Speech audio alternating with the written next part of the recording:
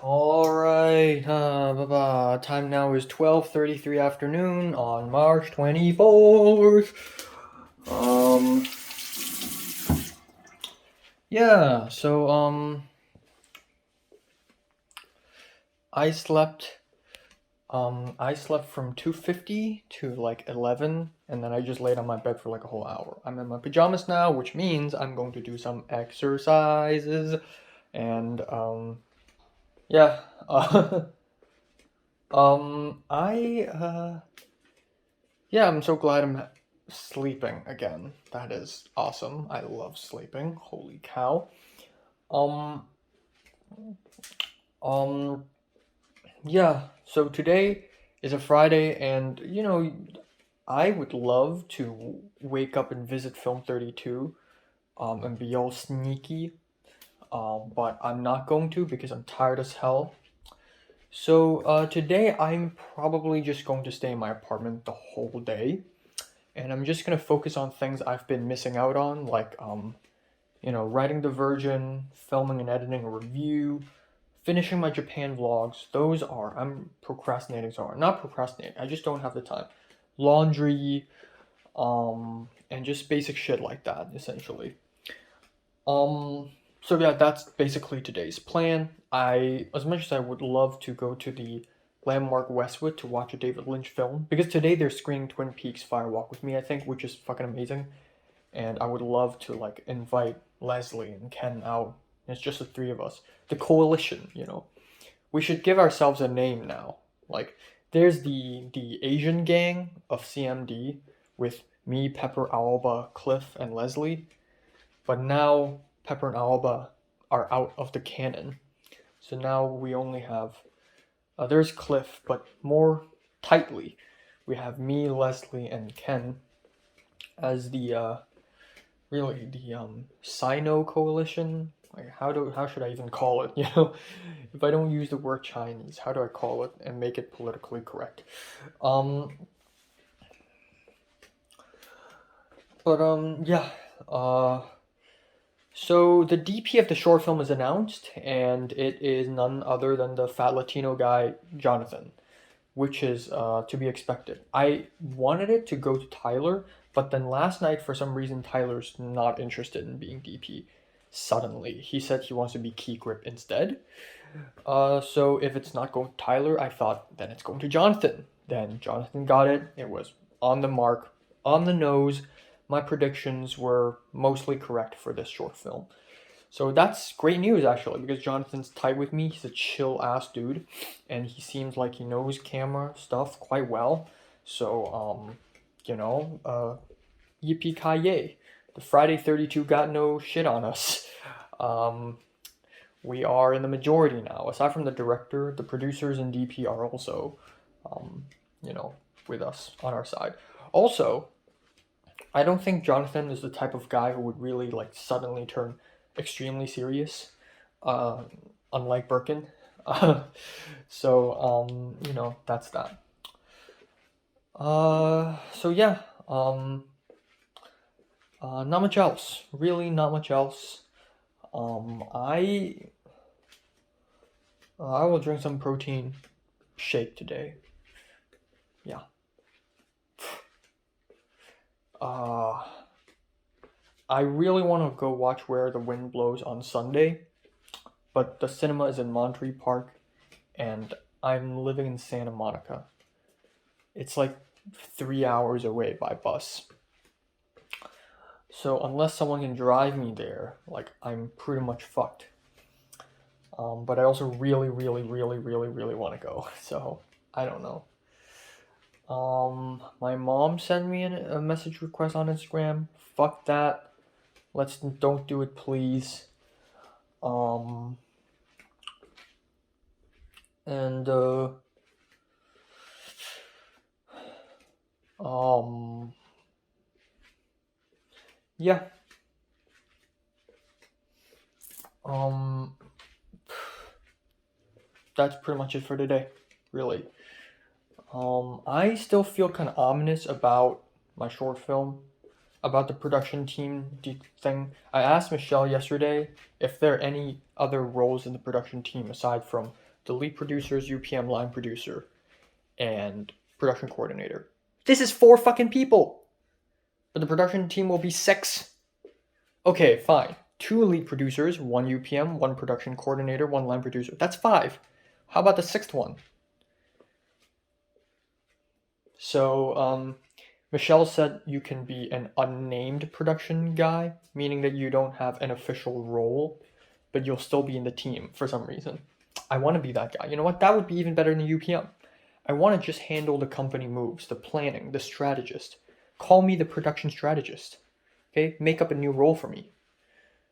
But then again, you never know. So, now that Jonathan is DP, I'm actually thinking, if I fall to rock bottom and I have to change, I want to work for Jonathan, actually. So, I'm probably going to hop onto the DP department, maybe lighting department, maybe with grip. If Eric falls to grip, which is going to be sad, by the way, because Eric's all about the set dressing. But if Eric falls to grip, and I want to have a chill time on set anyways, I'll actually probably go to the grip department or like second AC, something.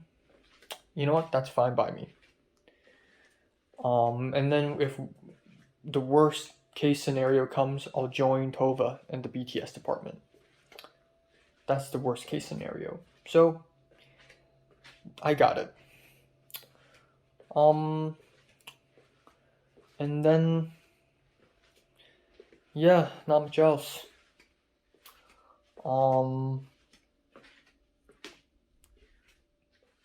Yeah. I don't think Thomas will get in the production department because that's literally... Yesterday morning, he's like, oh, I'm just going to be boom op. And then at night, he's like, oh, I want to be in the production team. Like, that's such a 180-degree flip. And he doesn't even know what production coordinator means. He thought it's the same thing as UPM, and he thought it's about making a budget and making a schedule. That's not true. Making a budget is the line producer's job. Making a schedule is the producer's job. UPM is the strategist. But if I can't be UPM, then I'll be the other strategist. And I don't think Benny's that great at strategizing anyways. Benny's good at smooth talking. And that's production coordinator. That's making phone calls, insurance, permits. I'm so glad that a whole year ago, I have no idea what a producer does. I have some vague idea, but I don't understand why there needs to be 6 people or more around it. But right now, I have a clear idea. Like, I know what goes what, who goes who. I want to be the PA producer. You know what? I want to be the people handler, the PA handler, because I have clear advantage when it comes to PAs. I have clear fucking advantage. Theo wants to have a clear advantage, but I have the upper hand.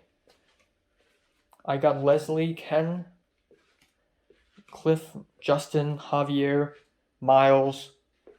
I got those connections already. Lauren's not gonna give a shit, but you know. So yeah. So yeah, that's pretty much it. I also have a couple Zoom meetings today to attend. I think. But yeah, that's pretty much it. I've really been thinking, like, if I wanna have a girlfriend, I know I'm thinking shit like this right now again, but if I really want to have a girlfriend, it should be someone who I constantly see, constantly have a chance to see. If it's like, if HKSA, like, holds a meeting and I run into a pretty interesting girl, but I can only meet her once every month, it's not going to mean much. Even if they're interesting, right? If I don't see them constantly and don't get the chance to talk to them constantly, it's just kind of lame and boring. Like, there's no adventure. Like, last semester, I always hoped that I and Pepper would be, I don't know, trapped in an elevator or encounter a criminal and I have to protect her or something. Like, the story needs to happen to me and the other person in order for us to really grow, you know, and bond. Otherwise, it's just us being silly. So, yeah, I really, like, now that Pepper's out of the CMD canon, there are literally no other Hong Kongers in CMD. and I'm planning to expand my circle anyways, even though I technically have never had and actually seriously have never had a Hong Kong girlfriend as much as I want to, which is sad. Like I feel like I'm missing out, you know. What does it feel like to be girlfriend, like to be the boyfriend of a Hong Konger, you know? But like I've thought about this, like what if my girlfriend is not from Hong Kong but is from Taiwan? Like I hate sounding and saying shit like this, but like I imagine what if my girlfriend's white or black or Latina? No hate, I can be friends with them, but dating though, that's another level. There's just such a great cultural difference. I just can't do it. Like when Ella's speaking to me, if she's trying to say something like personal to me, I would still be like, oh, whoa, like I don't get it. You know, there's just not enough of a connection. But last semester, I thought to myself, what if, like, even for people like Japanese and Koreans, there's still a cultural rift.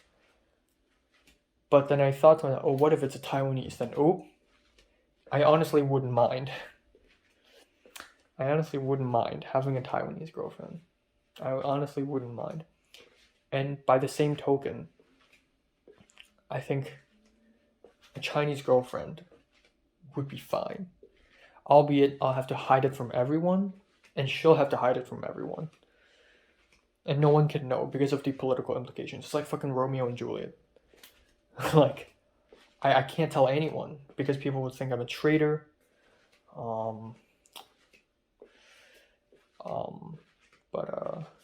Yeah. And how many interesting girls do I know anyways? In the world of LA? Like 2? So, yeah, I don't know. I'm thinking. And I don't know, it's just really interesting to me that Leslie is thinking of me when she had the idea to pitch her scene. But then I also thought yesterday that maybe it's just her personality, maybe she's just so extroverted to a point where, like, she just, you know, whatever, just thinks of a friend. The same way I think of a friend too. You know, the same way I sometimes think of Michelle when I was in film history class and the professor talked about Iran. Just a thought, you know. Also, there's nothing mysterious about her because she always shows up and she's not like a hidden person, but she has the craziness and the insanity that just the right amount of crazy that I like. Like Natalie right now, she's pretty tame and mild, but she still has a tinge of edginess. Like she still has the serial killer vibes, you know. She still has an unhinged side. Like she could break at any moment and turn into a psycho. And that's what I like so much about Natalie.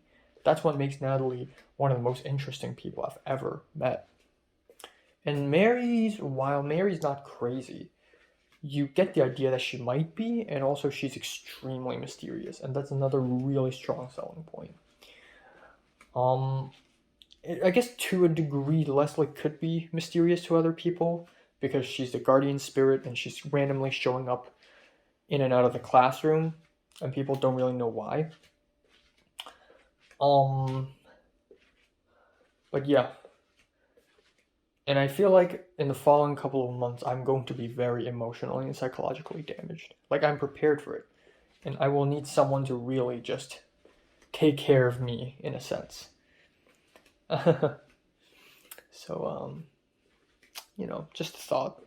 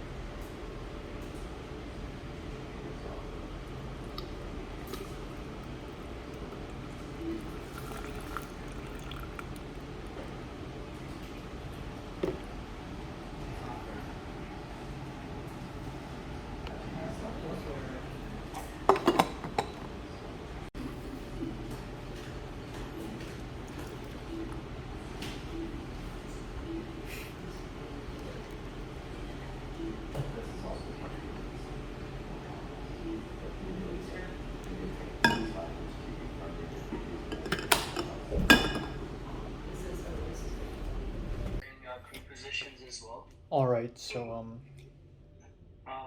I'm in the middle of a Zoom meeting. My roommate's parents are outside for some reason, and I was gonna talk and narrate a whole video about the protein shake, but yeah, this is all the milk I got left. Awesome Zoom meeting, going well. Maybe a little too dense. I don't know. Cheers. Protein shake.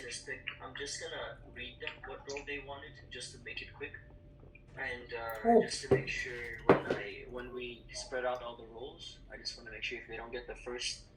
Yeah, testosterone, give it to me. It's not that bad. I added sugar. It's kind of sweet. It's like chocolate milk.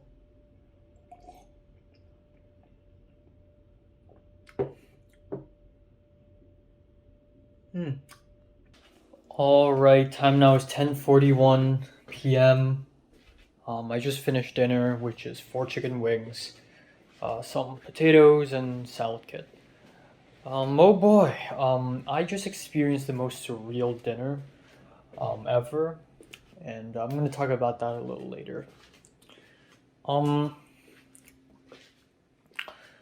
But I haven't. Oh shit.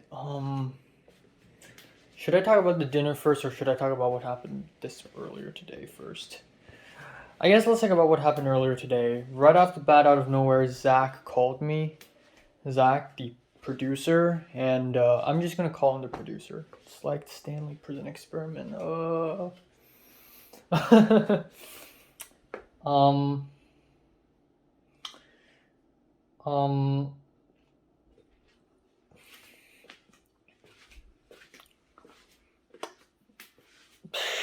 shit. I could faint at any given moment right now. Like, I'm not feeling well. I'm feeling a little lightheaded, actually. Like, maybe I'm running out of oxygen. Maybe blood's rushing to my head. Or leaving my head. I don't know. I just don't feel so well. I may die.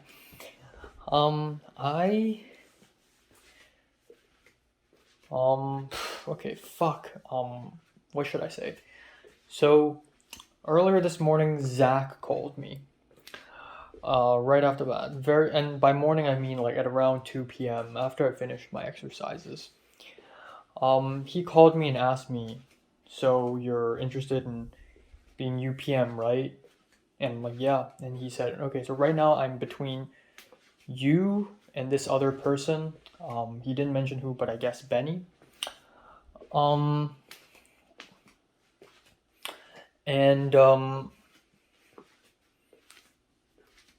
And then he asked me if I have any experience UPMing, and I said, well, yeah, I got some experience in the last semester in Film 32. I did it once.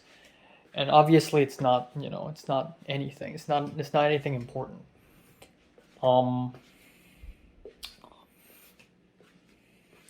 Jesus Christ.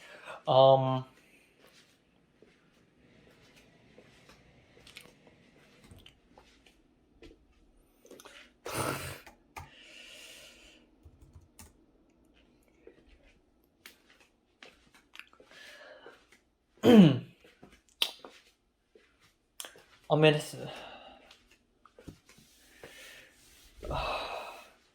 God damn it, what just happened to me? Oh my god, I may actually, I don't feel so well. Fuck.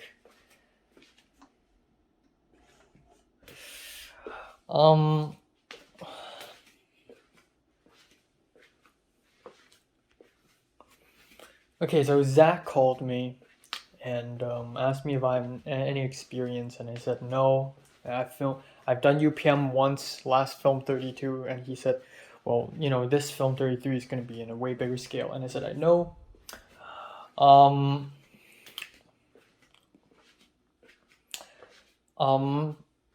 then I pulled the I've made 6 short films thing, but I think experience. So what I was trying to say to convince him is even though I don't have a lot of experience, I'm confident. If there's one thing I'm really confident in, it's planning, strategizing, planning out company moves and all that.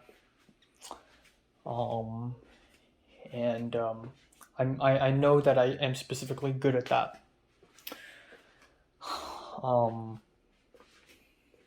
and then he asked me if I have a job and how's my schedule. And I said, well, I don't have a job. I'm an international student. I can't get a job legally. And he asked me, am I going to be free? Like, can I dedicate a lot of time to this? And I said, yes, I can. So he's like, okay, thank you. So it's good to know that I still got it in the bag. Like, they're still considering me for UPM. I asked him, when does he need to submit the crew list for Kuchio? He said by next morning. So there's that. Fast forward till 5 p.m. There is a Zoom meeting between Thomas, me, Miles, Carmelo. Kat's supposed to show up. She didn't show up. And this dude, whose name is Fabrice. He's a black guy. And probably about 30-something years old. And he essentially created a company called Scribble, or not Scribble. What's the fucking company called?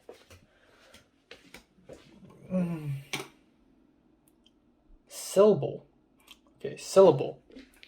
Yeah, so Syllable. So he created a company called Syllable, and its goal is to gather a bunch of kids around the world, around the USA, to form writing groups where we write stories, we do world building, and we spread a good message, because too many people write alone, and I am not interested in this at all. Even though he's a stranger in stranger danger, so I don't dare to act weird and stuff during Zoom meeting. Like I always like, if the Zoom meeting is just Thomas and whatever, like Miles, then I can just drink water and like walk around and stuff. Thomas forced me and Carmelo to turn on our cameras, but even so, I was like, fuck it. So even though my face is facing towards the webcam, I'm still doing other stuff. Like, I edited my album review in the middle of the Zoom meeting.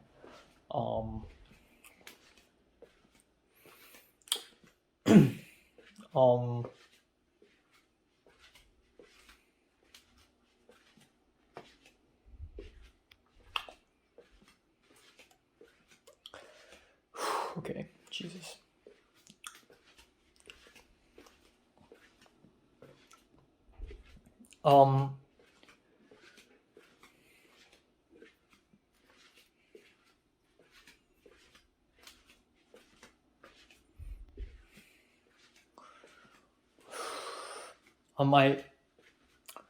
God damn it. I'm sorry. My mind is already malfunctioning.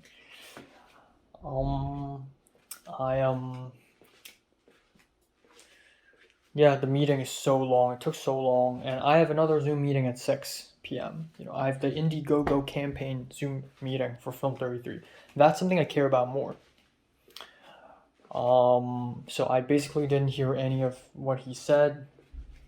Miles, no shade to Miles, but he turned on his microphone the whole time, and when he's typing on his keyboard, it's really fucking loud, and it's just tap tap tap tap tap tap tap tap tap tap tap tap tap tap constantly, and it irritated me a lot. And yeah, that's that. So at around 5:59, I was like, I'm sorry, I got another Zoom meeting to hop on. If I miss anything, feel free to just tell me. Yeah, I went to another Zoom meeting at 6 p.m. From 6 to 7:30, there is the Film 33 Zoom meeting. And it's everyone showed up. Almost everyone showed up. Like 21 people showed up. Everyone's super passionate, and it's about the campaigning promo video itself. And I mean, it's amazing to see a lot of people being passionate about this project.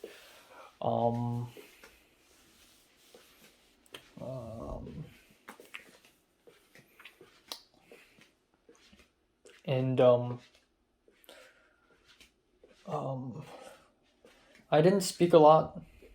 I did speak up a couple times, because campaigning is not my strong suit. I do want to give as much as I could.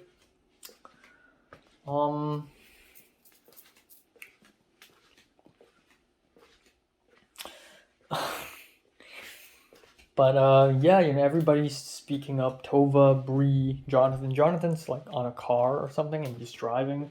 It's so funny. The great DP, and he's just a dude chilling and being like, what's going on, which is really nice. I like a nice DP. Don't give in to the Stanley Prison Syndrome, okay? Um,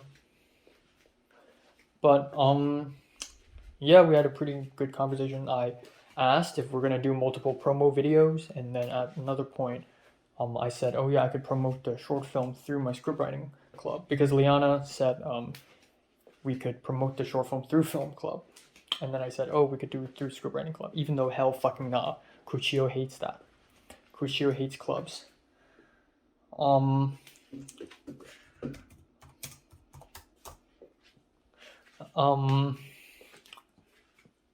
At one point, Tova called me out. Not like called me out, like called my name, saying, "Oh yeah, I agree with what Enoch said. We need to film multiple promo videos." And then at the very end, Birkin said, again, it's like it's the 8th or 9th time like something like this had happened. But Birkin's like, okay, so for the campaigning video alone, we're shooting this Thursday from 8 a.m. to 1 p.m. Next Thursday, like literally 6 days from now, we're shooting the promo video. And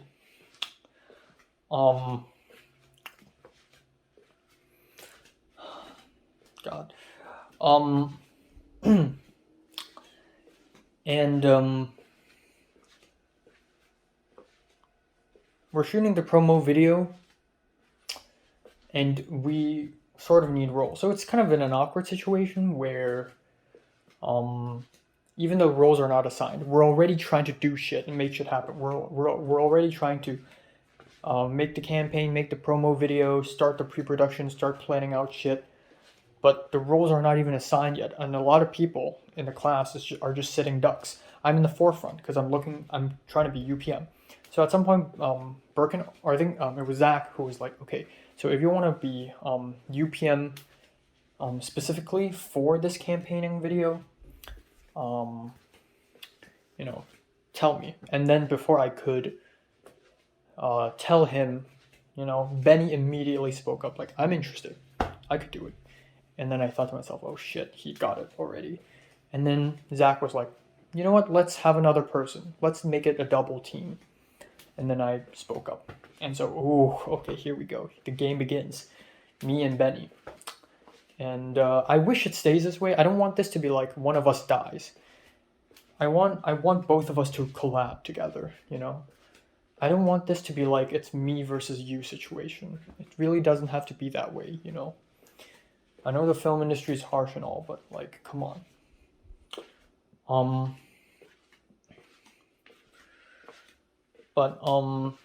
Yeah, essentially that's that.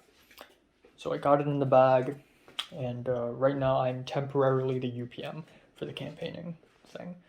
Benny said he's like a huge fan of scheduling, and that's reassuring to hear because UPMs are supposed to love scheduling. I love scheduling.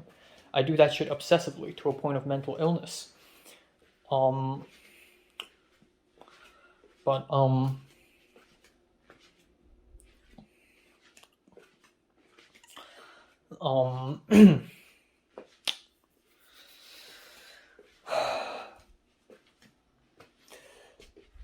God damn it, what the fuck is going on with my mind? I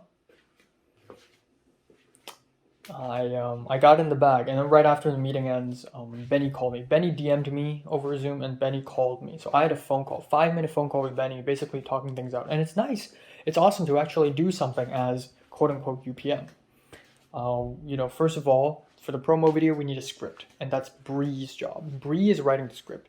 At the same time, we don't know if we need to assign roles for the campaigning video alone, because for the campaigning video, we need someone as cam op, we need someone as set design, like we still need people.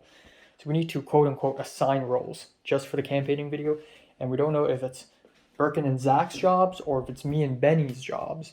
So Benny's gonna ask Birkin about that, and then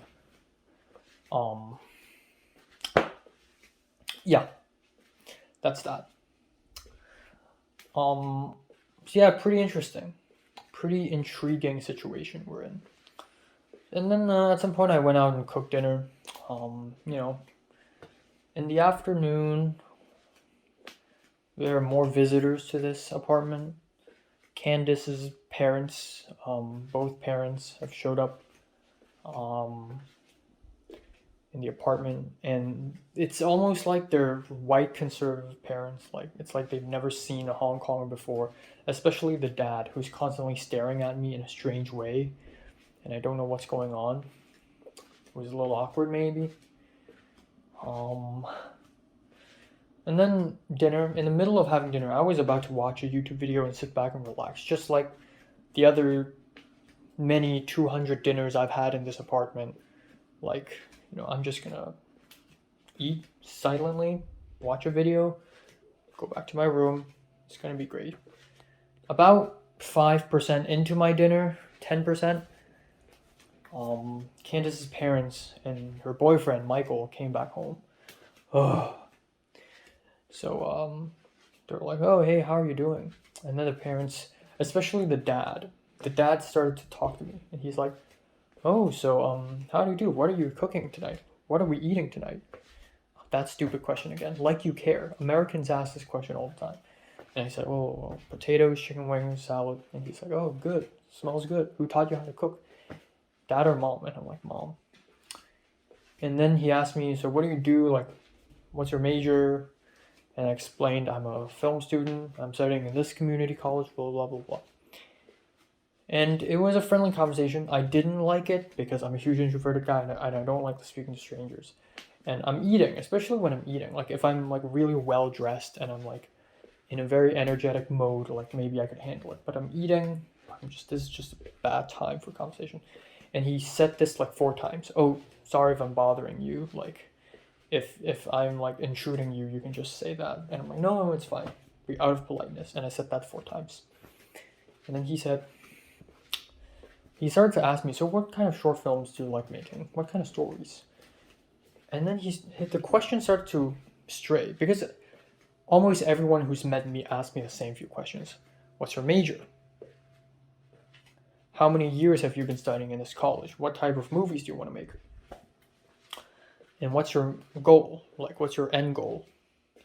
These are questions I have answered 100 times already. I'm so familiar with how to answer them. And then his questions start to get stranger and stranger, and he starts asking, well, how do you connect? Like, how do you reach that end goal? Like, what's the next step? There's Amazon, there's Hulu, there's Netflix, there's Apple TV, there's Disney Plus. What's your next step? Like, how are you going to connect with those people? And honestly, I don't know. A, that's not my plan. Like, I don't want to work with big studios. I want to be indie. B, like, I haven't even thought about it. And he started acting a little almost aggressive. Like, okay, if I were you, I wouldn't be so soft. You need to differentiate yourself. And he said this like 5-6 times. You need to differentiate yourself from the thousands and thousands of other people who are exactly like you. And instead of just a casual conversation, he's drinking beer. Instead of a casual conversation, he started to sit down, lean forward, and stare at me straight into my eyes. Now, something's going wrong. This isn't a casual conversation anymore. This is something serious. It's something else. And I'm totally unprepared for it. Again, I just came out to eat dinner, watch a video, relax, and just go back to my room. This is, okay, come on, bring it on. And then he started to dig deeper, and he said, okay, let's say I'm the CEO of Amazon, or CEO of Disney Plus, or CEO of Netflix, and you're in the elevator with me, and you have 2 minutes. Like, how will you sell yourself? And I really don't know how to answer. And I said, well, and I started stuttering, because I really don't know how I would answer. I'm just not at that level yet. And it's just one of those things where it's like, I know I'm being stupid now. Now I'm feeling stupid because I don't know how to answer these questions. And I'm stuttering now. I'm saying, I don't know. I'm saying things like this.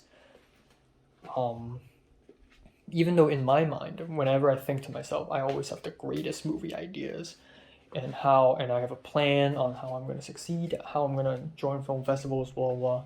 But now I'm speechless and I look like an idiot all over again.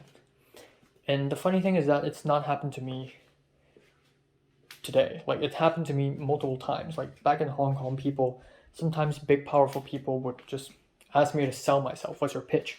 And I would not be able to explain it. But this time it's American, and it's much worse. And then he revealed 15 years ago, he used to work for the cable network. And it's a very competitive business. And a lot of people get fired, a lot of people get rejected. So you need to differentiate yourself. And now he's being aggressive. It's almost like and I know this comes from a place of kindness, like he wants to speak to me to sort of make me better, make me understand. And I know I should be better. And I think I am better than he's seeing me. But I just can't express it. So I'm like, oh, in my personal statement, because, I'm applying to schools. In my personal statement, I said, and then he said, if you can use your background as Hong Kong, I think you're already coming from an interesting place. And I said, oh yeah, and I don't like it. First of all, I've never met the guy. I've only seen him for the first time a few hours ago. Even if it's someone that I've seen maybe a week or 2 weeks or a few months, I don't reveal personal things to them. So I don't like doing this at all. So I started to dive a little deeper into my psyche. And I said, oh, well, given what's happening in Hong Kong. He also, like, when I told him I'm from Hong Kong earlier in the conversation, he asked me, so what do you think of the Hong Kong-China relations? Is China taking over? Do you think the US government will do something? Like, how's the situation there now? All that questions. He doesn't seem to be surprised that I'm able to speak English so fluently and so Americanly. And earlier in the conversation, he also revealed that he works as a data analyst now, and also he has cancer. He has cancer treatment in the Mayo Clinic in Phoenix, Arizona. And again, it's thank God I'm good at English, because if I'm not, I would not catch that he has cancer. So I was like, oh, I hope you get well, get better. And while he's having this conversation with me, Candace, her boyfriend, and her mom, we're in her room, like setting up the TV and whatever, and it's a whole chaos in there. And again, back to the present time when the conversation is starting to get really weird. He started asking me these crazy questions, and I'm starting to get lost. Like, I'm just starting to feel weak, and I'm trying to eat, and I just don't know what to say now, and I'm just trapped on this chair. And he's asking me, no, you're not special enough. If I were you, I wouldn't be as soft. If I were you, I would say something different, because if I'm hiring you right now, say I'm the employer, and if I hear what you just said, that's a no. You need to be better in this. And he keeps saying that I need to be better, and it's just, oh my God. I mean, again, I've heard this many times, but never so intense. And then he keeps staring into my eyes. And then I said, okay, fine. So that's why I made my personal statement in 2 parts, because the first part is Hong Kong, bad, stupid. I didn't say bad, stupid, but I was like, okay, the first part is Hong Kong. And the second part is more personal, and it's about how I and film has a symbiotic relationship. And I make movies, and people make movies to express things, but I think movies also, change me, And he's like, okay, you seem to be passionate about it, but you go back to your passion. Like, why are you doing this? Why are you making movies? How are you going to impact the world and the lives of everyone? I don't know. Honestly, the most ultimate things I can think of is that I make movies to save Hong Kong and promote Hong Kong culture. And then he said, well, that's not enough. Like, you need to go back to your passion.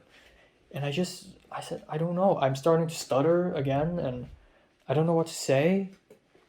I don't want to impact the whole world and change the whole world. So I tried to make up an answer. I said, well, I want to challenge perceptions. And he asked me if I want to inspire hope, optimism. And I said, well, not exactly. I want to challenge. And I don't want to, again, it's my first conversation with this guy. I don't want to immediately come out and say really personal, insane shit deep in the depths of my mind. Something like, I want to spread negativity. I want to be insane. I'm delusional. I want people to fear me and think I'm insane. I want people to think that I'm a movie character, an anime villain. My entire life is a performance art, and that's what makes my movie so damn good. It's that these movies come out of an insane, desperate man, and watching his movies is just such an insane, thrilling experience. I don't want to say that. And now that I'm saying it, vocalizing out loud, it doesn't sound that great either. But I just couldn't say it. I just said, oh, I want to challenge people's perception. And then he kept on saying, no, that's not good enough. And it's just, we're just going around circles. And then at that point, I started to feel a little dizzy. And it was so weird. It was like my head is suddenly getting heavy. And I'm starting to feel a little sleepy. And my head is tilting to the side. And then a few seconds later, it's gone. The dizziness is gone. And I thought maybe I'm not breathing enough air. So I went to the window and I opened the window a little bit. And then it happened again. And then it happened a couple more times. And then at the end, he's like, okay, you know what? I'm not going to intrude you. I mean, we can do this again tomorrow night. You know, just tell me what makes you special. Tell me what makes you different. And then he just leaves. And I'm like, okay, thank you. Again, it's just, he's a stranger. It's our first conversation. I don't expect to really pour my heart and soul out. It's such an unexpected dinner. It's so intense and surreal all of a sudden. And it's also like, what do you want me to do? Rip my clothes apart right in front of you, scream, fling my dick out, start wanking and crying and like cursing, and he started cursing. I said, oh, my professor said getting into the film industry is about luck. And then he immediately interrupted me. Before I could even finish the sentence, he said, no, it's not about fucking luck. And he's like, sorry for cussing, but it's not about fucking luck. And then I said, oh yeah, and then the professor said it's also about attitude. And he's like, oh, passion too. But it's true, it's also a lot about luck, really. Let's be honest here. But I don't know, it's just randomly has become so surreal, and I don't know. Well, my dizziness is gone. I feel fine now again. Maybe it's just that moment was so stressful that blood is rushing to my head very fast, and it's causing me to faint. Maybe that's that. God.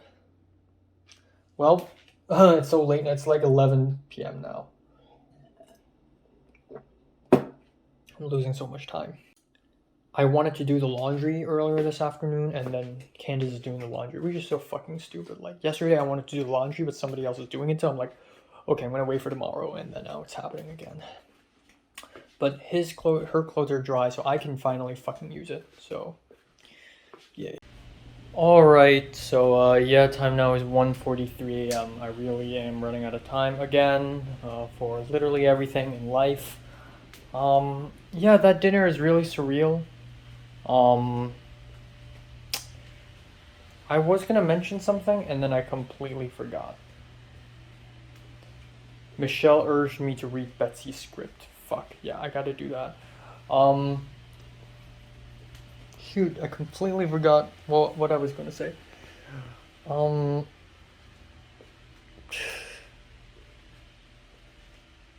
shoot, I actually really forgot. Hold on.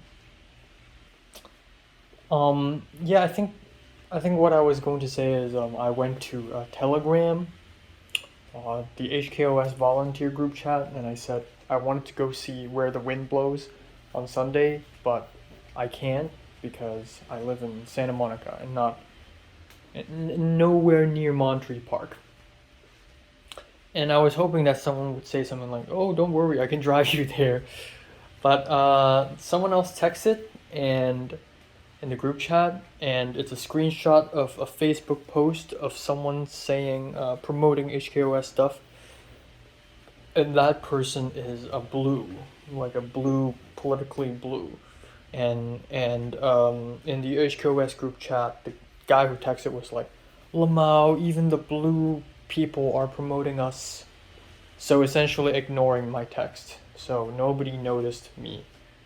So yeah, but after giving some thought, I thought I shouldn't go tomorrow because I shouldn't go on Sunday because tomorrow I will be going to downtown LA to watch Seven Samurai.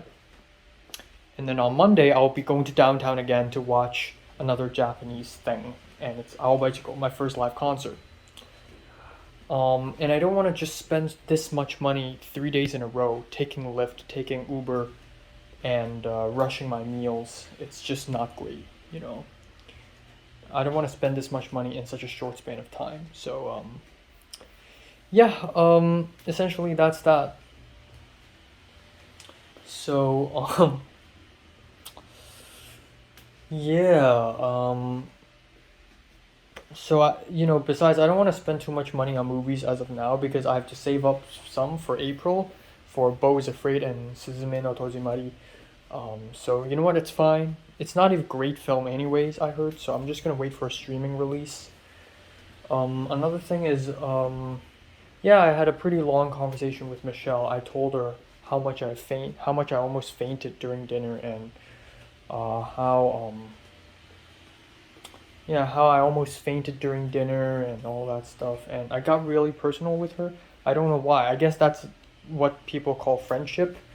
But I got really personal to Michelle, and I started saying how, like, you know, I agree with the old guy, like Candace's dad. Like, what if he's right? What if I'm not special? What if I can't differentiate myself? What if I fail? And if I want to convince someone, because again, my personality is that I'm very well composed in the public, and I'm always calm and collected, and I always put a smile, but it's so easy to crack me, and once I crack, I become a completely different person. Like, I would rip my shirt off, I'm going to scream on top of my lungs, curse, go insane.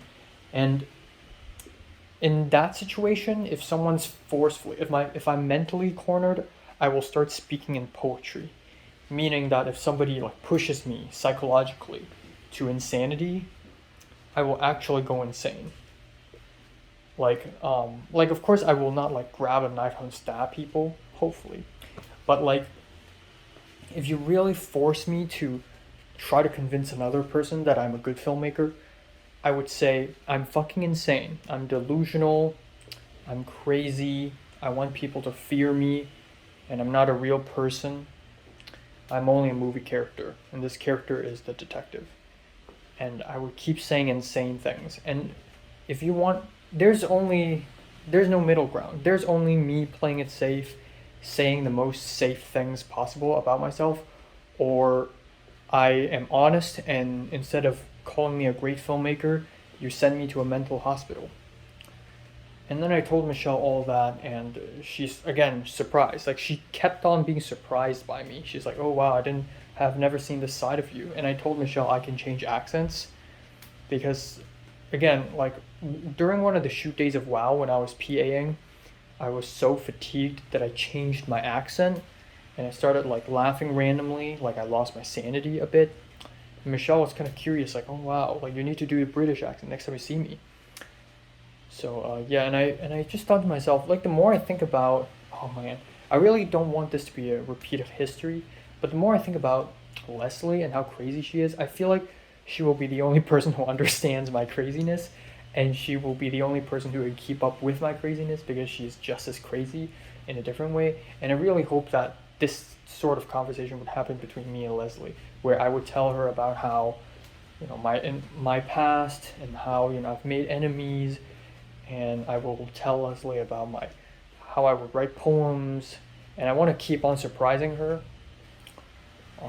Because I'm surprising Michelle a lot. Like, I am gaining so much depth and complexity. And maybe it's just me being interesting, having a very interesting personality. Maybe it's just me being dramatic about myself.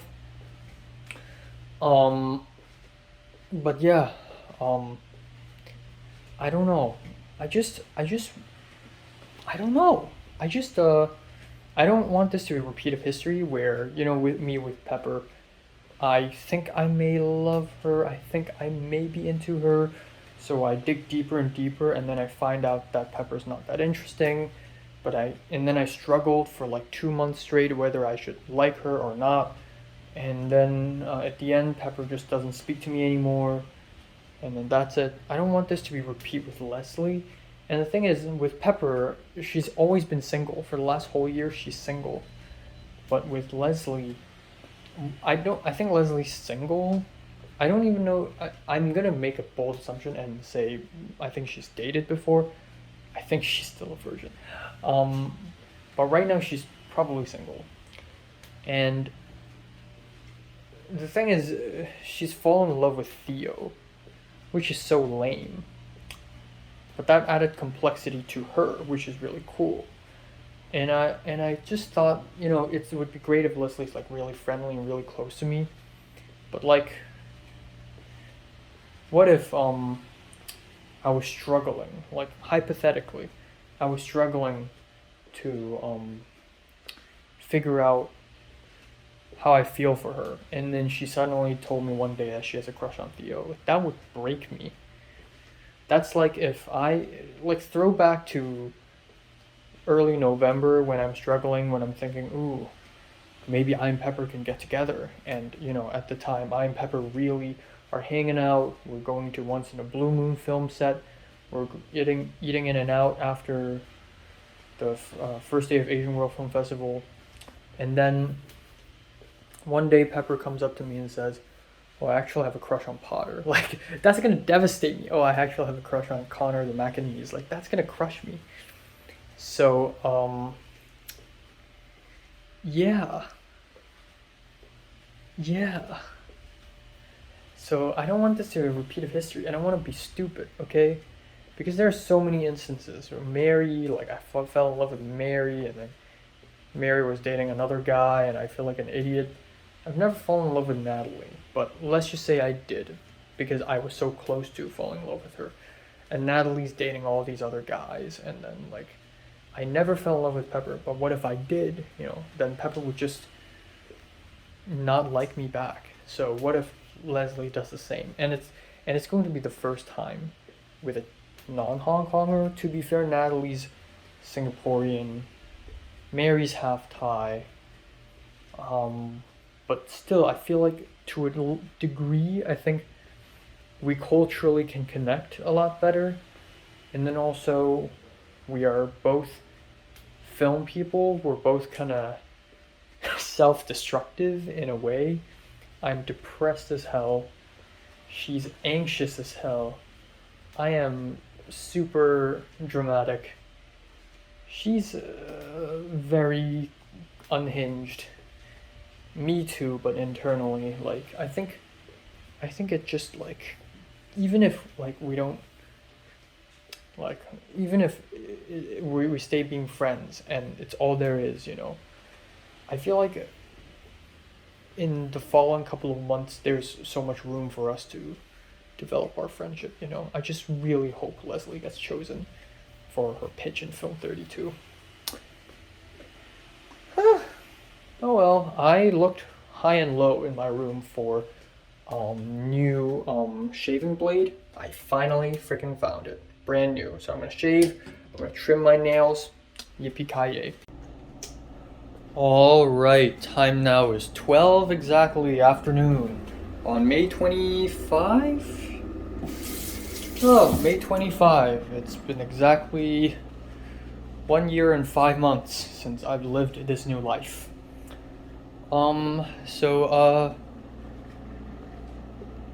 March 25th. 1 year and 3 months. I was like, ooh, May 25? Has it been this long? So yeah, I slept from 4 a.m. to pretty much 11, but I stayed on my bed for a little while. Outside of my bedroom was a whole fucking party. Candace's parents and her boyfriend and everything, and also 7 people in the house using the same goddamn Wi-Fi. It's so slow. Also, I shaved, so completely clean. I've never grown my hair this long and then have my facial hair completely gone before. So this is like the new me,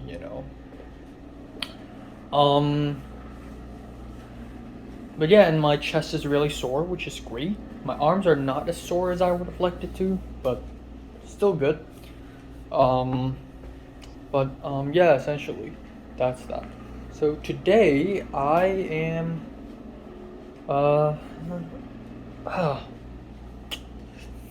shit.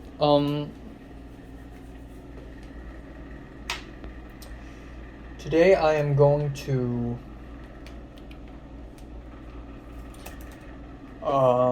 stay at home for most of the day, and then at around 6 p.m. I'm going to around 6 p.m. I am going to um, travel to downtown LA to watch Seven Samurai in 35mm film, which is amazing because I've never watched a film in film before. So I'm really excited for that. I couldn't finish Made in Abyss yesterday. Obviously, I didn't have the time to watch 6 episodes. I was able to watch 2 episodes and then I went to bed. Maybe I'll watch a couple more right now. But yeah, so far that's that. I'm kind of surprised that after I woke up today and I looked at my phone notifications, I'm not receiving much. I'm kind of surprised because a lot is on the line right now. Like, Benny is asking Birkin, what are our roles specifically as UPM? And then, yeah, like, I DM'd Cliff about how his shoot went and he hasn't answered. I DM'd Leslie and he hasn't answered as well. Like, it's just a joke DM, you know? But, like, you know, I got nothing.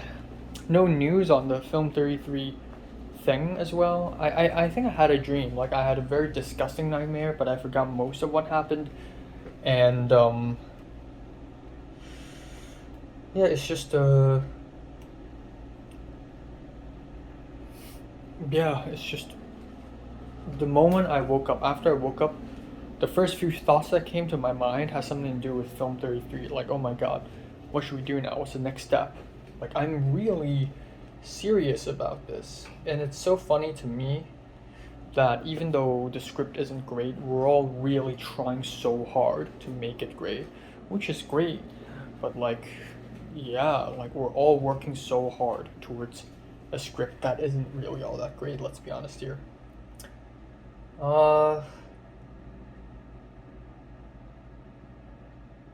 Shane opened a Discord group where it's all memes.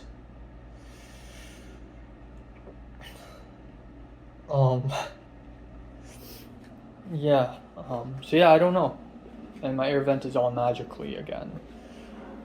But yeah, today my food schedule is going to be kind of wonky as well because the Seven Samurai screening is at 7:30 and it goes all the way from 7:30 to pretty much 11.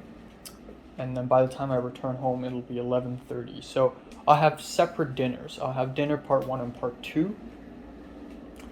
And I'll have breakfast / lunch as early as possible. Yeah, that is that.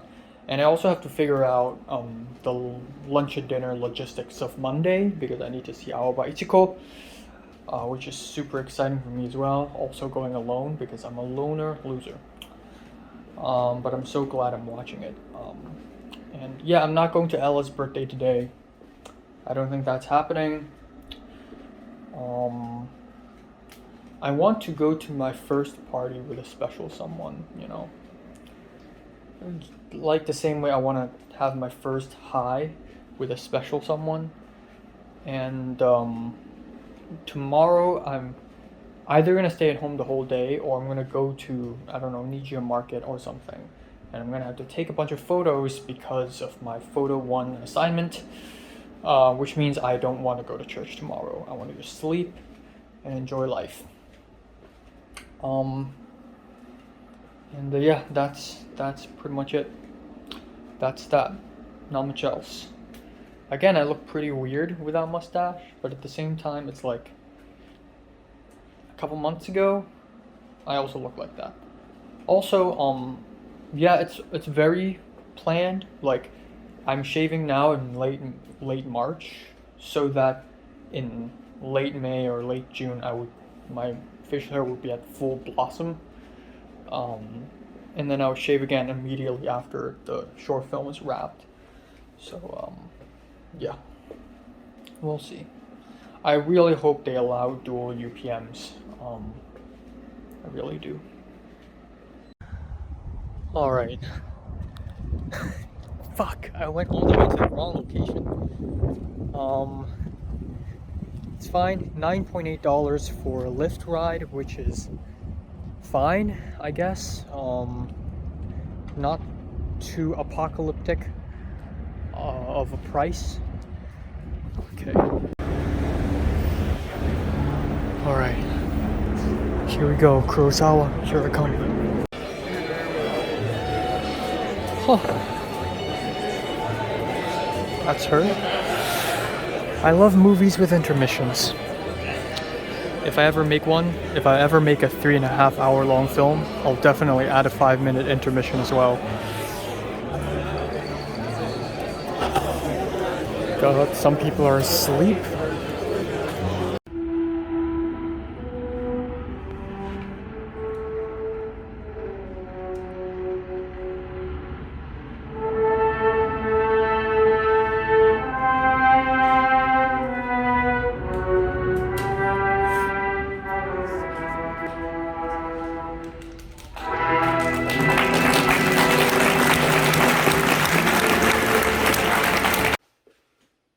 Alright, my kids.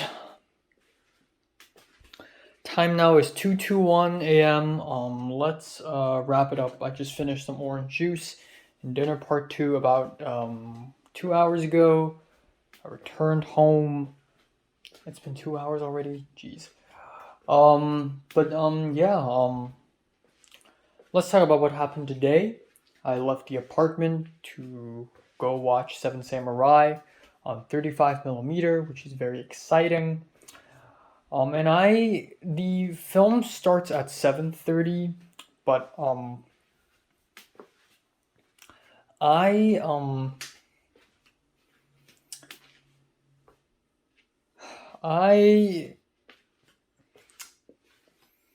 left the apartment at 5:30 because I checked the transit app and apparently I need to, it takes about like 2 hours for me to go there. So I'm like, fine. And so I took a bus. I almost got late because I have to walk all the way to this weird ass freeway side, highway side bus stop, which I've never been to. And it's so confusing because I couldn't see, I need to take bus 720. I couldn't see 720. So I'm like, okay, that's weird. And I checked my map and turns out it's on the other side. Okay, so at first, so there's a freeway. So there's this side and this side, north and south. So at first I followed my Google map and I followed the transit app and I went to the north side and then I realized the direction is wrong. So I ran back down and went to the south side just to find out that there was no 720. And so I ran back to the north side and was like, okay, maybe it's in the north side. And then I realized, and then a 720 showed up, but it's at the wrong direction. So I just asked the driver, like, excuse me, do you know where is the opposite direction of this bus, like the opposite bus stop? And he just pointed that side. I was literally just there. And then I couldn't even fight back. I was like, thank you. And on my app, it says the bus will arrive in 0 minutes. Holy shit. Am I going to run all the way back down under the bridge, cross, and then run all the way back up? Hell fucking no. And if I miss this bus, I may miss the film screening by like half an hour. And I don't want that, okay? So I started running and I ran across the freeway. And that's extremely dangerous. And I don't know how did I manage to survive, but I did, and it's amazing. And I was even waving and I was screaming. I was like, hey, hey! And then the bus stopped and the bus driver opened the door and I was allowed in. But yeah, that's that. So yeah, I took the bus 720 and for a long time basically. And I expected some traffic, and there was some traffic, but for the most part, Wilshire Boulevard is actually really clean, really fast. I took the bus from 5:50 to like 7, I think. And the sky turned dark, and we passed through some sketchy parts. And then, like I showed in the video, I didn't get off at Skid Row. Originally, the transit app tells me to get off at the bus stop, which is like near Skid Row. And then I would have to change for another bus number 60, to reach the theaters. So I decided to get off one stop early And yeah, it's already starting to get eerie. Downtown LA is very busy and bustly, and as busy and bustly as like central Hong Kong, but then it's so dead. Like it's just so like everyone's poor and sad and broken and full of crimes, and it's so like eerie. And then I hopped on the bus 62, which basically takes the same path as 60. And then I went to my bus stop, and then I walked and walked. And then as I walked, I started to think, this doesn't feel right. Like, I mean, as per experience, I know theaters can be literally anywhere.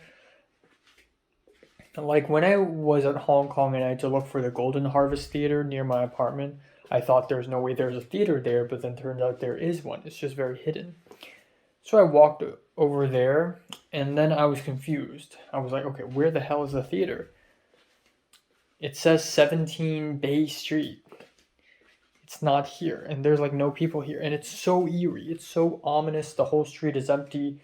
There's nothing but trash and graffiti and very strange, lonely street lights and gusts of cold wind.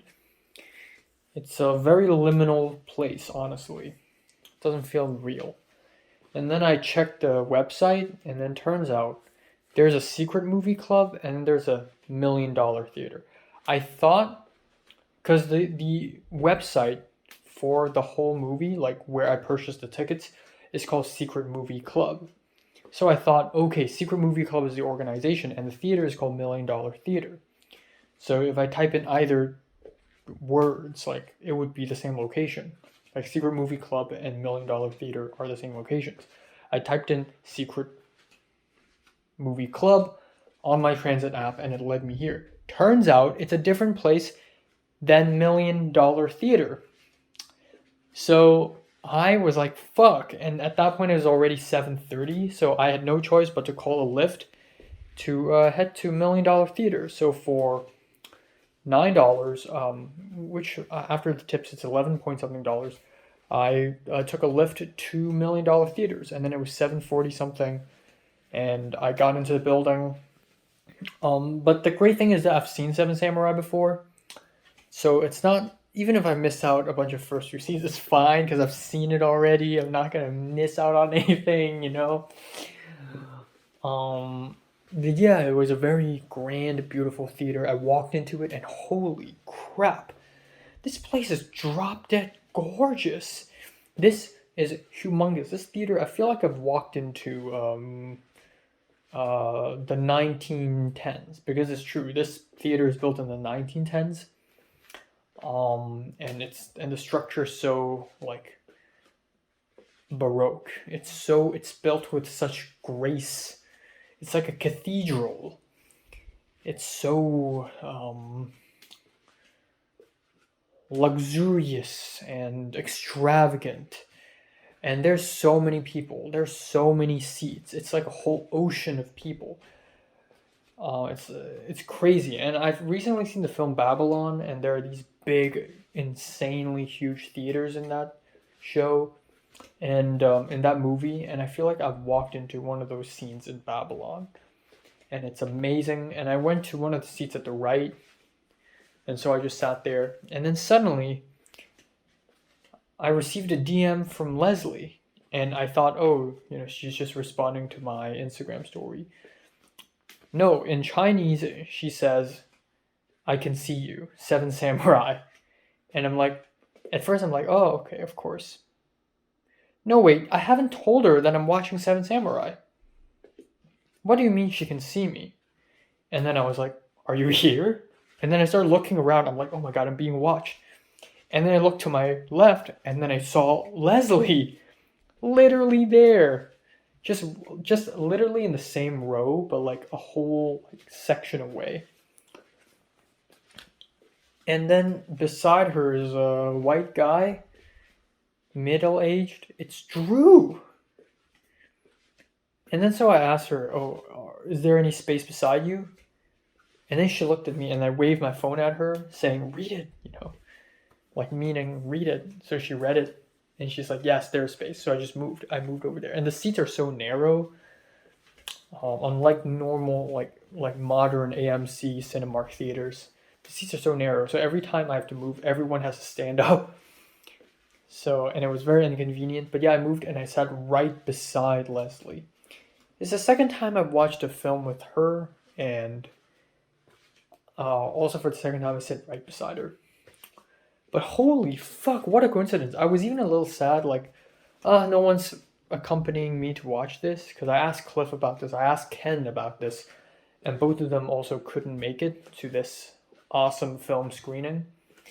Um, and it's even creepier, given that before the film screening, I thought to myself, "Ooh, what if Drew shows up?" Because I know Drew is a huge watching a movie in the theaters type of guy, and he's always like, "Oh, Aero Theater, Landmark Theater." So I thought, it would be funny if Drew also shows up in a screening like this, especially given how huge it is. Like Secret Movie Club. Like the reason why I know about this screening is that Instagram promoted their Instagram page. So I would be scrolling through Instagram and it would show a promotion, like an ad saying Secret Movie Club is screening Seven Samurai like a whole month from now. So that's how I know it. So it's a huge deal. So I thought maybe Drew would show up, but nah, probably not. He did. But even more eerily is Leslie showing up. Like like yesterday and a couple of days ago I started having I started thinking that Leslie is an interesting person. I mean, she is a very interesting person, but I just thought maybe I should just, dig deeper into that interestingness. And I thought, in the morning, I thought, I want to speak to her more. And then before the film, I also thought to myself, I think I did. It would be cool if I could, like, see a film with her. And then she's there, literally. What the fuck? Like, it's just one of those precognitive moments. I don't know how. It's insane. It's miraculous. It's almost like how on the end of everything, like May 15th, 2020, and in the morning I thought, ooh, what if Mary shows up to my biology exam? And then she did. It's like, what the fuck? How? And it's also so cool because I like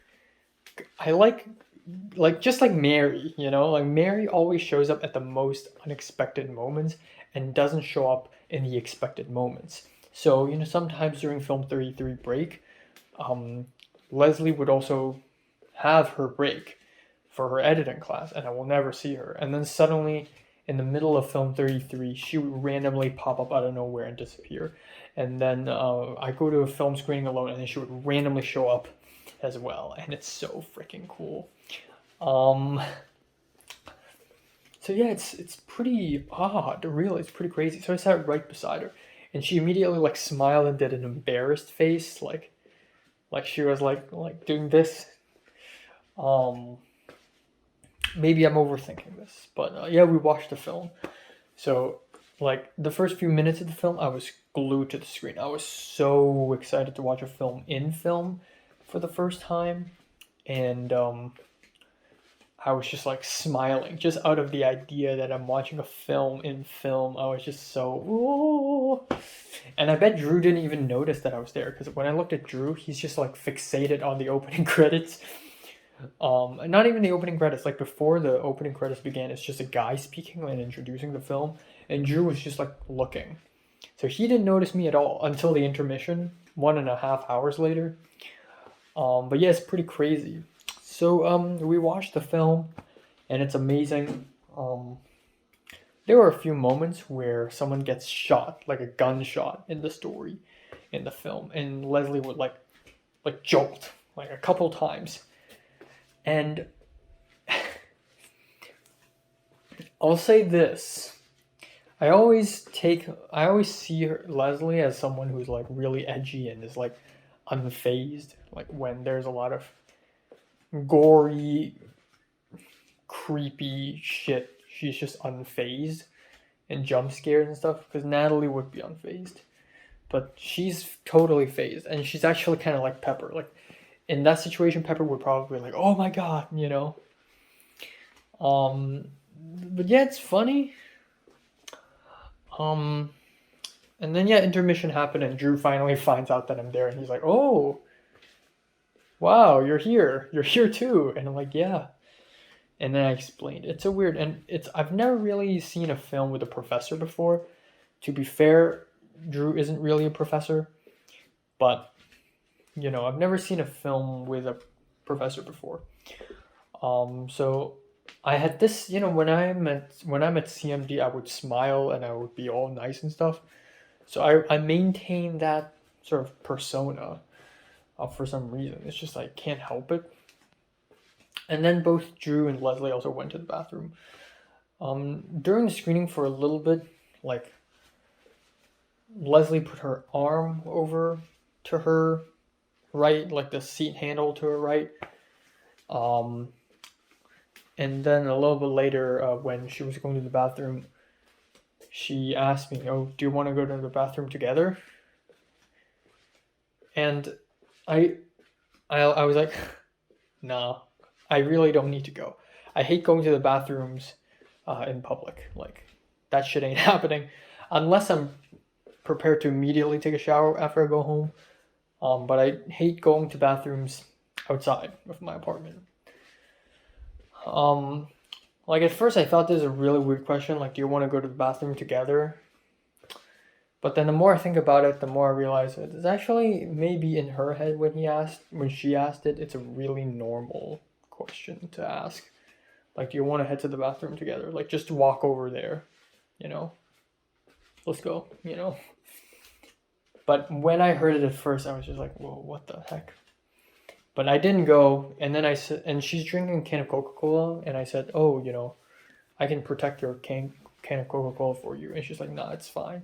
I'm gonna drink it all. And then apparently the can, like little ring, fell into the can itself, and then she shook it in front of my face. And then that's that. And then part two of the film starts right before that. Leslie told me to go to the front and take a look at the ceiling for a little bit, so I went out and took a look at the ceiling by myself, which is really beautiful, grand. And then part two begins, and it's great. Leslie really loved it and enjoyed it. I really loved it and enjoyed it. I think it's bloody fantastic. And then the film ends, and we all clapped and applauded. Again, it's like the Eyes Wide Shut screening. People are laughing all the fucking time. And some parts are really funny, some parts are not that funny, and yet the audience are laughing for some reason. And when someone gets shot by an arrow or something, the audience gasps, which is crazy. Like you don't see that often in Hong Kong. Yeah, that's that. And then after the film, like we just stood up and then we just walked out of the theater, and we're suddenly approached by this 62-year-old, and the reason why I know he's 62 years old because he said it himself. This white guy who's kind of little fat, balding, and he's a total film nerd, and he just randomly came up to us and was like, "Hey, excuse me. You two are pretty young. It's crazy that I'm seeing young people in a theater, like in a big theater, watching a film and in black and white, Like, it's so rare nowadays. Everyone loves watching Marvel and all the explosions, but they're missing out on the good cinema. I'm so glad people like you exist." And then so I, Drew, and Leslie, we just stood there kind of awkwardly. Us three didn't speak as much, but it was wholesome in a wholesome way. Like, oh, yeah, I get it. I love cinema too. So we just stood there, and the guy was like, you know, talking about how, oh, I screened the film Cape Fear to my niece, and blah blah blah blah blah blah. The Days of Wine and Roses, and then I screened the film Wait Till Dark, featuring Audrey Hepburn and everything. And then Drew and Leslie said something. I just stood there for the most part, and then we all shook hands. And then we never really talked about it. So me, Drew, Leslie, we took an Uber back home. I thought Drew drove her here, but they actually took an Uber here. Um, so I asked, "Oh, can I also be in your Uber ride?" And Drew was like, "Sure." So Drew, using his own phone, called an Uber, $36 ish, I think. So 12 for each. And then it's weird because I've never had this issue before, but I asked Drew, like, so how do I pay you back? Do I Zelle you? And Drew's like, oh, no, no, no, it's totally fine. Like, if you have like the the guts to come all the way to downtown LA to watch Seven Samurai, you know what? I should pay for your ride back home. So I'm like, oh, thank you. And Leslie told me just buy Drew a cup of coffee. Um, but yeah, that's great. So we took an Uber back home, and I was gonna sit at the shotgun seat, but then there's stuff on the shotgun seat, so I just sat in the back. So it was all three of us in the back: Drew, Leslie, me.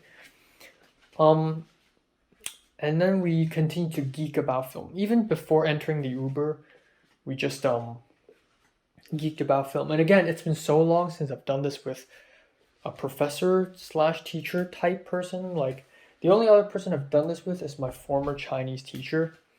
Geeking out film with him when I had lunch with Natalie, and then now with Drew, and it's really cool, especially because I've been wanting to geek out about films with professors for a while.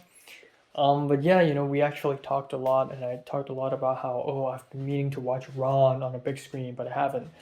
And then Drew was like, oh, Aero Theater does Ron from time to time. And then Leslie finds Seven Samurai really depressing. So that's that. And then I told Leslie, oh, you need to watch more Kurosawa films. And then apparently this is Leslie's first time watching a Kurosawa film. And also her second time watching a film in film. She watched the Shining in film like a week ago. I think a couple weeks ago. But yeah, essentially there's that. And then in the Uber we continued to talk about film. Like Drew told me his top 5 movies, and I kind of forgot most of them already. But it's I think Breathless by Jean-Luc Godard, Persona by Ingmar Bergman, Hiroshima Mon Amour by Alain Resnais, and his favorite film is friggin' La Ventura by Michelangelo Antonioni. I think that's the guy who directed La Ventura, which is a very solid list. I forgot what's the other film that he mentioned that's like his fave. But they're all really artsy picks.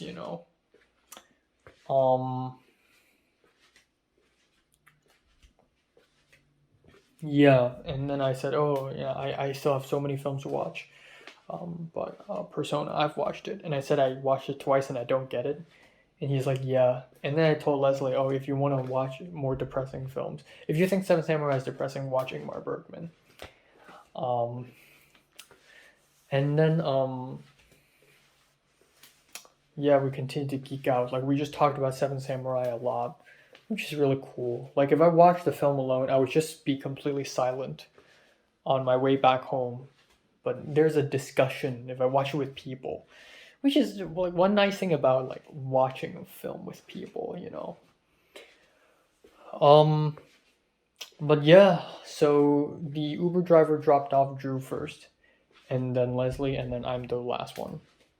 Also, Leslie talked about how she can't do horror films. Like, she wants to finish watching Lost Highway with her roommate, who is apparently a Korean woman, Korean girl of sorts. But she can't watch it alone because she is really scared of horror films. I this morning I had a very or like for the last couple of days I've had a very interesting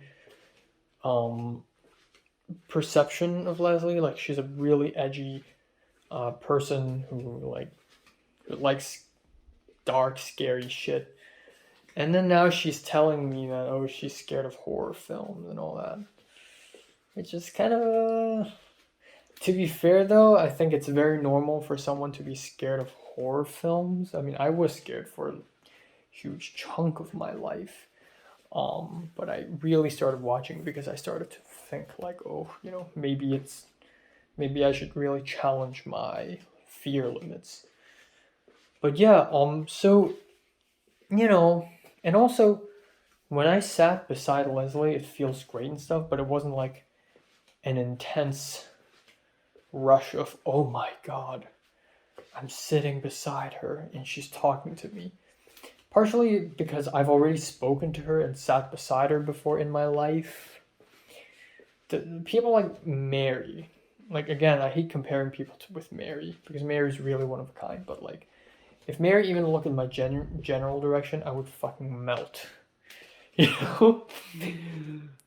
know? So honestly, whoever girl I'm going to have a crush with next is never going to feel like Mary. I will not think of her as a goddess because I am more powerful now in comparison with who I was before. So whoever I'm going to have a crush with in the future I will just think of them as who they are, really. But yeah, so right now I after my conversation with Leslie, it's really nice, and she like fist bumped me, and she said she's gonna cook herself a cup noodle after she gets back home because she's super hungry. I said I'm gonna have dinner part two, like I have some salad. Also, I get to with seeing Drew, I could really show off some of the Film 33 stuff. Like, I could throw in a couple lines saying, "Ooh, about Film 33, blah blah," but I didn't at the end because it feels like, you know, don't talk business at the dinner table, don't talk work, or in his case work, in my case school, at the Uber ride from the film theater. It just feels like inappropriate. But after Drew's gone, like Leslie told me she's gonna be a gaffer, like a PA gaffer, for the Thursday campaign shoot. And it's like, whoa, whoa, whoa, whoa. Who told you you could do that? I mean, I would love for Leslie to show up. I would be really happy. But like, I am technically UPMing the fucking shoot, and I am currently debating whether I should like allow PAs, and it's not even my call. It's freaking Cuchillo's call, and Leslie's just like, oh, I'm PAing as a gaffer. Like, oh, who told you you could do that? Drew told her or something. Yeah. Um.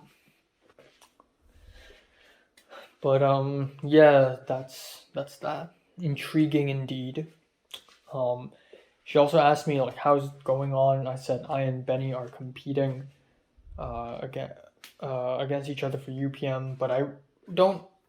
I really hope we're not competing. I hope they really allow two UPMs. Um, and then Leia and Yulia are competing for first AD, and then Leslie said she hopes Leia gets the job, and I'm like, really? Everyone hates Leia, and Leslie's like, but yeah, that's the point. Like, first AD has to be bitches. And then yeah. So yeah, that's that. Really, that's that. Um. Oh yeah, and then Leslie told me that her pitch got chosen for her Cuchillo Film 32. Her Breathless but Wonka Wi-Fi pitch is chosen, which means that she'll definitely need my help to find Hong Kong actors and to like, you know, really make the thing happen, which will be interesting. If Cuchillo finds out, which he probably will, and this also means Leslie will have to work with me. Like, yeah, we're like about a month into the second, this semester, not the second semester, but this semester.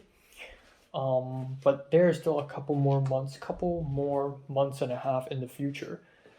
Um, like April, May, and then half of June for me and Leslie to like work together. Oh, and then we're done, probably. And then me and Leslie and Pepper and Aoba and Cliff All those people. Like, where will we be? Goddamn. But in the time being, that's that. I don't know. I just after today's conversation and interaction with Leslie, I don't find her super interesting. She just seems like a very normal Chinese girl. To be fair, if I like have lunch with Natalie now, she would also seem like a very normal Singaporean girl, or something, you know. But I just, I just hate for history to repeat, where it's like, you know, last semester with me and Pepper, you know, on the days I don't see Pepper, I would think she's pretty cool, and then when I meet her, she's actually not that cool. And it's just gonna be this very frustrating tug of war in my mind where it's like, is she interesting? Is she not? Is she interesting? Is she not? And the thing is, to be very honest with you, last semester, whenever I think Pepper is cool, I actually wasn't even thinking that. I was only forcing myself.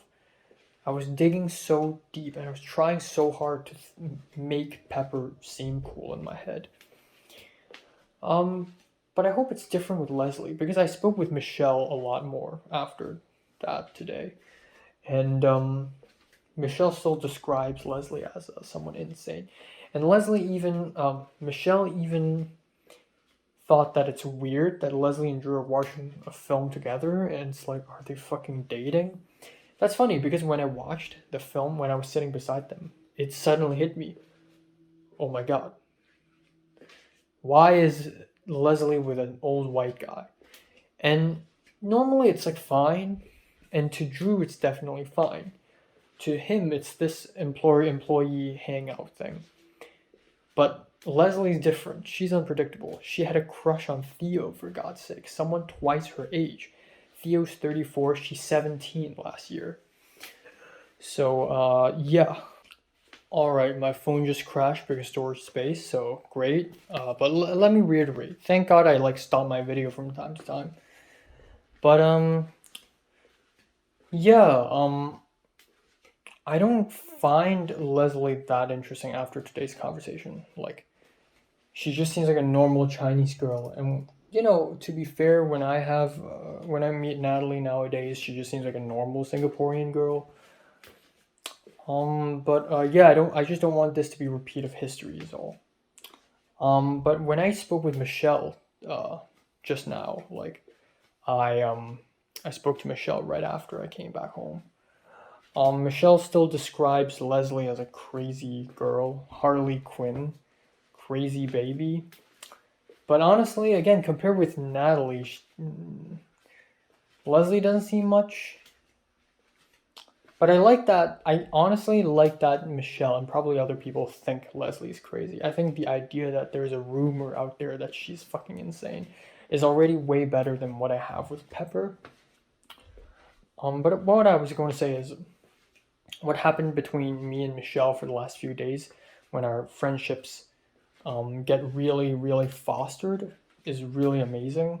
And I want to do the same with Leslie, except I can't do it because I can't force it. It must happen naturally. Like my Spanish moment with Pepper on the Uber, that came naturally. And it was so amazing. It's like I waited for that moment my whole life. Too bad it's wasted on a girl that I'm not even like have a crush on. Also, I texted Benny, so throughout the whole day today, I didn't receive any news about Film 33, which is concerning because usually Film 33 has a lot of news coming out every day. Marie is supposed to write a script for the promo video, and Birkin is supposed to reply to Benny about what we're supposed to do, but neither of those things had happened. And I texted Benny, I said, do you think we should just go ahead and put up a Google form on yamdo.com and continue? And Benny said, yeah, I want to, but I also need to ask for Birkin's confirmation first because I don't want to step on other people's toes. And I'm like, yeah, that's true. But yeah, it's good to know that I and Benny are still down to collab. And Benny sent a screenshot to me of the text between him and Birkin. And Birkin said, I can't confirm if you two will be UPMs, but I think you two will be. I'm not sure. something along the lines of that. So I hope Kuchio actually allows double UPMs. I think that would be great. But yeah, not much else really. I asked Michelle, so I don't want to give the impression because my new feelings for Leslie is just very new. I don't want I'm not sure myself. B, I don't want people to know this yet. Like I had a crush on Mary for like a whole year, like 2 years before I let anyone know. So I asked Michelle just randomly, like, "Oh, can you tell me all the interesting things about Leslie? I hate to ask you this, but can you do that?" And Michelle was like, "Oh, you have a crush on her," and then I'm like, "Nah." That's why I hate to tell you this because you would say that, but then maybe it's true. I don't know. But yeah, I'll think about it.